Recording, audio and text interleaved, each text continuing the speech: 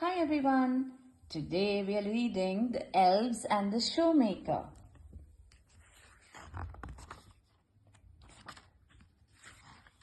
Late one night, a shoemaker sat cutting his leather with a snip, snip, snap, watched by his wife and watched by his cat. I'll sew the shoes tomorrow, the shoemaker said. He went to bed hungry. There was no bread. The cupboard was bare, nothing there. No supper tonight. In the morning, when he opened his eyes, there on the bench was a big surprise. Someone had stitched the shoes. But who? The shoemaker blinked and scratched his head. What teeny tiny stitches, he said. Who could do a thing like that? Not me, meowed the cat. He sold the shoes for a very good price and bought more leather and meat and rice. They had a good supper that night. Then he cut the leather with a snip, snip, snap. I'm ever so tired, he said to the cat. I can't stop yawning. I'll stitch these in the morning. It's time for bed. In the morning, when he opened his eyes, there on the bench was a bigger surprise. 4 pairs of shoes had been stitched in the night. What perfect shoes! The shoemaker blinked and scratched his head. What teeny tiny stitches, he said. Who could do a thing like that? Not me, meowed the cat. Who do you think did it, the kids?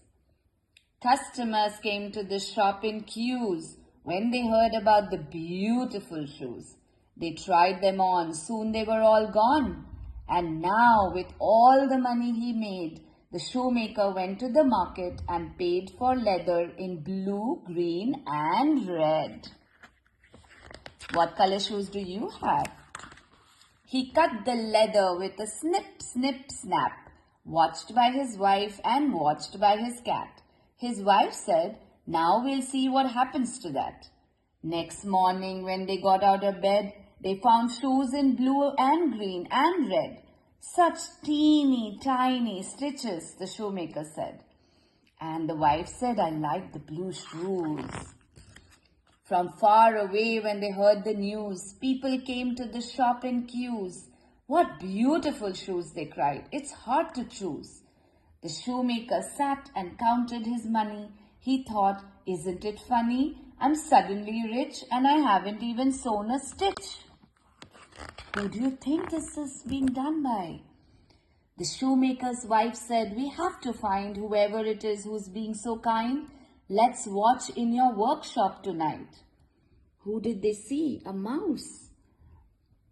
So they left a candle burning bright, and there they hid in the dead of night. Midnight chimed, the door went creak, and 3 little elves came skipping with silver tools in a teeny tiny tin, but their clothes were threadbare and thin. Tip, tip, tap. Their silver hammers went tip, tip, tap, and they cut and sewed with a snip, snip, snap, and the shoes were made in a flash. Snip, snip, snap. When the elves had left, the shoemaker's wife said, I've never seen in all my life 3 little elves so threadbare. I'll sew them all new clothes to wear. She sewed a tiny dress and tiny jackets and tiny tartan trousers with pockets. And the shoemaker made tiny, beautiful boots.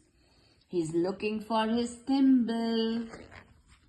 The very next night, they left the clothes there on the bench in 3 neat rows. Then they hid themselves to watch the elves. When the elves found the suits and the tiny boots, they put them on and danced through the door singing, shoes we'll make here no more. What beautiful suits and beautiful boots. The shoemaker and his wife have never seen another elf. The shoemaker stitches his shoes himself. But every day he is grateful for the dinner on his table, and every night to the window he creeps, for he made a promise that still he keeps.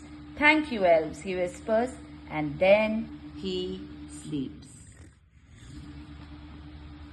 I hope you enjoyed the story. This was The Shoemaker and the Elves.